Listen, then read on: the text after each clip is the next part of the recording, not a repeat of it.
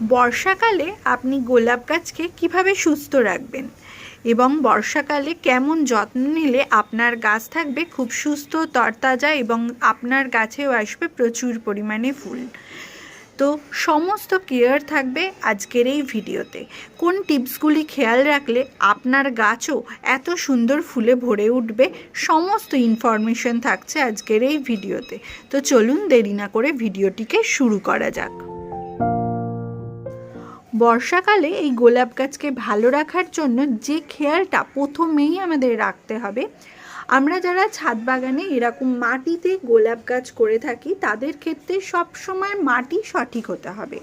অর্থাৎ মাটি এমন হতে হবে যাতে গোলাপ গাছের গোড়ায় অনবরত বৃষ্টিতেও এক ফোঁটা জল যাতে না দাঁড়িয়ে থাকে।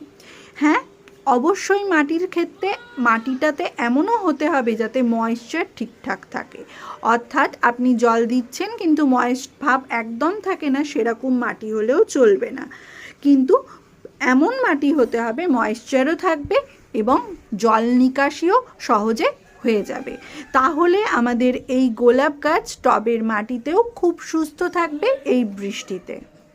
নাম্বার 2, বর্ষাকালে গাছগুলি বাইরে থাকে এবং বৃষ্টির জলে এরা তো ভীষণ তরতাজা হয়ে ওঠে, কিন্তু কিছু কিছু সময় দেখা যায় অতিরিক্ত যেমন বৃষ্টি রয়েছে, আবার কিছু কিছু সময় বৃষ্টির একদম দেখা মেলে না। সেখানে অতিরিক্ত কড়া রোদ অর্থাৎ আবহাওয়ায় ভীষণভাবে তারতম্য লক্ষ্য করা যায় এই সময়। তাতে কি লক্ষ্য করা যায়, আমাদের গোলাপ গাছটায় মাঝে মাঝে ফাঙ্গাস হামলা হয়ে যায়। তাতে কি হয়, পাতাগুলো কুঁকড়িয়ে যায়, পাতাগুলোর গ্লেজ একদম থাকে না, কিছু কিছু সময় পাতাগুলোতে পোড়া ভাব, বিভিন্ন রকম ফাঙ্গাস অ্যাটাক লক্ষ্য করা যায়। তার জন্য আমাদের এই বর্ষাকালে সপ্তাহে একবার করে এই গাছগুলিতে ফাঙ্গিসাইড স্প্রে করতে হবে। তাতে গাছগুলি কিন্তু খুব সুস্থ থাকবে। আপনারা দেখতেই পাচ্ছেন পাতাগুলি কতটা সুন্দর রয়েছে, একদম চকচকে সুন্দর পাতা। প্রতি সপ্তাহে মনে করে অতি অবশ্যই ফাঙ্গিসাইড স্প্রে করবেন। এবং যদি দেখেন যে যেদিন আপনি ফাঙ্গিসাইড স্প্রে করছেন সেদিন বৃষ্টি হচ্ছে, সেই দিনকে দেবেন না। নেক্সট ডে যদি বৃষ্টি না থাকে আপনি ফাঙ্গিসাইড স্প্রে করুন। অতি অবশ্যই মনে করে সপ্তাহে একবার ফাঙ্গিসাইড দিন, তাহলে গাছ কিন্তু এই বর্ষাতেও গোলাপ গাছ খুব সুস্থ থাকবে। এবং তার সঙ্গে ফাঙ্গিসাইডের আরেকটি কাজও করতে হবে। সেই কাজটির মধ্যে কি, এই যে দেখতে পাচ্ছেন আমি এই দুদিনের মধ্যেই এই লেপটি লাগিয়েছি। ফাঙ্গিসাইড ভালো করে একটা মোটা লেপ তৈরি করে নিয়ে এই গাছে ব্রাশের মাধ্যমে লাগিয়ে দিয়েছি একদম গোড়া থেকে পুরোটা। এতে কি হয়, কাণ্ডতে কোনো সমস্যা লক্ষ্য করা যায় না এবং তার সঙ্গে এই যে ডাইব্যাকের সমস্যা এগুলোও কিন্তু অনেকাংশে কমে যায়, দেখতে পাওয়া যায় না সেইভাবে। তাই জন্য এই বর্ষাকালে বিশেষত মাসে একটিবার চেষ্টা করবেন এইভাবে ফাঙ্গিসাইডের লেপ তৈরি করে প্রত্যেকটি গাছে গোড়া থেকে লাগিয়ে দেওয়া। দেখতেই পাচ্ছেন এখানেও রয়েছে, আর এটা একদম নতুন লাগানো, তাই জন্য এটাতে একদম স্পষ্ট বোঝা যাচ্ছে এবং প্রত্যেকটি গাছেই আমার লাগানো রয়েছে এই লেপটি। তো এইভাবে আপনারাও যদি ফাঙ্গিসাইডের এরম একটা মোটা লেপ গাছে লাগিয়ে দিতে পারেন তাহলে বিভিন্ন সমস্যার থেকে কিন্তু এই বর্ষাকালে আপনারা রক্ষা পাবেন। এবং তার সঙ্গে আরও একটি ফাঙ্গিসাইডের কাজ করতে হবে, সেটা হলো এরকম মাটির টবে একটি তরল ফাঙ্গিসাইডের জল তৈরি করে, ধরুন 1 লিটার জলের মধ্যে 1 টেবিল স্পুন ফাঙ্গিসাইড গুলে সেই জলের কিছু অংশ এর গোড়ায় একদম দিয়ে দেওয়া। তাতে গোড়ায় কোনো ফাঙ্গাস হামলা থাকবে না। এই 3টি ফাঙ্গিসাইডের কাজ যদি আপনি গাছে করতে পারেন এবং ফাঙ্গিসাইডের তরল যে লিকুইডটা বানাবেন সেটাও সপ্তাহে একবার করে দিয়ে দেবেন, তাতে গাছ কিন্তু খুব সুন্দর থাকবে। এবারে আসি গোলাপ গাছকে অল টাইম ভীষণ সুন্দর এবং তরতাজা রাখার একটি বিশেষ উপায়। সেটা কি, সেটা হলো গোলাপ গাছকে সকালে বিকেলে জল স্প্রে করতে হবে। অর্থাৎ এই পাতা ধরে পুরোপুরি গাছটিকে ভালোভাবে স্নান করিয়ে দেওয়া।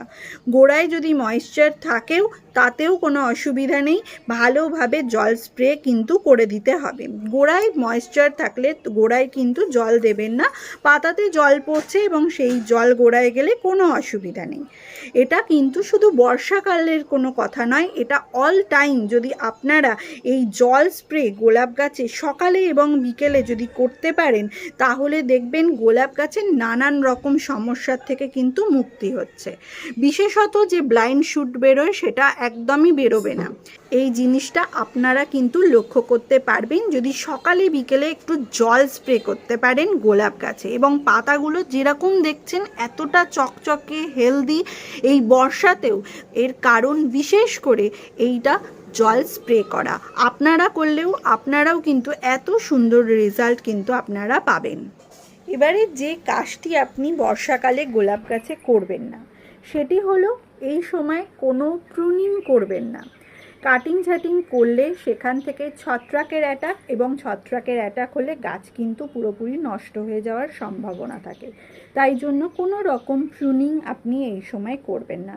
হ্যাঁ, ট্রিমিং অবশ্যই করবেন। এবারে আসি ট্রিমিং কেন করতে বললাম। কারণ এই যে কুড়িটা তৈরি হয়ে গিয়েছে বা এখানে আরও যে কুড়িগুলি রেডি হয়ে গিয়েছে সেগুলিকে কেটে নেবেন। কোথা থেকে কাটবেন, এরকম 5 পাতা রয়েছে সেই জায়গা থেকে পুরোপুরি কেটে নেবেন।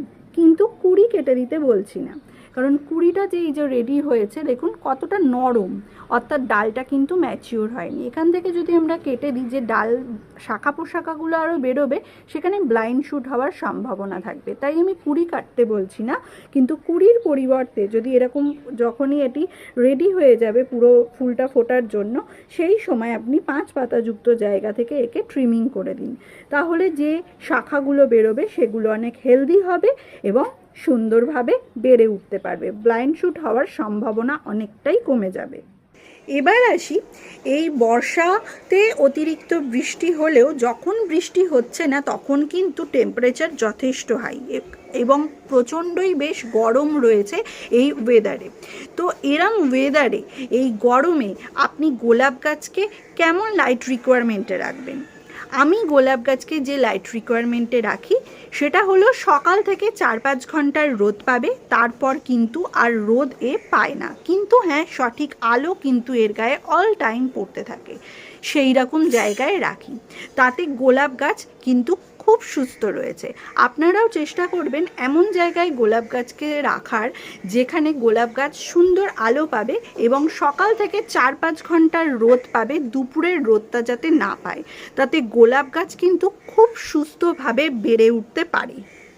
এবারে আসি, এই বর্ষাতে আপনি গোলাপ গাছে কী ধরনের খাবারের প্রয়োগ করবেন যাতে আপনার গাছ বেশ সুন্দরভাবে গ্রোথ নেয় আর শীত আসার আগে আরও দ্রুতভাবে বৃদ্ধি পায় গাছে।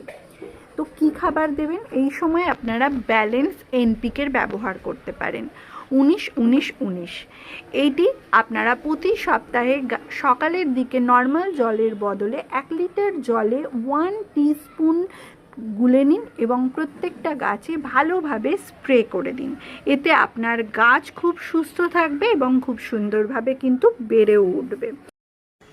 যারা এনপিকে ব্যবহার করতে চাইছেন না তারা এই 8 ইঞ্চির টবের জন্য এরকম ডিএপির দানা 8টা করে গোড়ায় ছড়িয়ে রাখুন। কারণ কি না, এই বৃষ্টিতে ডিএপির দানা দিয়ে রাখলে আপনাদের গাছে তাহলে কি হবে, ডিএপির দানা কিন্তু খুব আস্তে আস্তে তার নির্যাস রিলিজ করতে থাকে। তাই জন্য গাছের বিশেষ কোনো ক্ষতিও হবে না, অথচ গাছ কিন্তু পুষ্টি পেতে থাকবে, অর্থাৎ তার অনুখাদ্যের যে প্রয়োজনীয়তা সেটা কিন্তু পূরণ হয়ে যাবে। আর ডিএপির দানায় নাইট্রোজেন থাকে, ফসফরাস থাকে, তাই গাছের বৃদ্ধিও খুব সুন্দরভাবে ত্বরান্বিত হবে। এবারে এখানে বলি, অনেকেই কিন্তু আমরা লিকুইড সার হিসাবে অর্গানিক খাবারের ব্যবহার করি।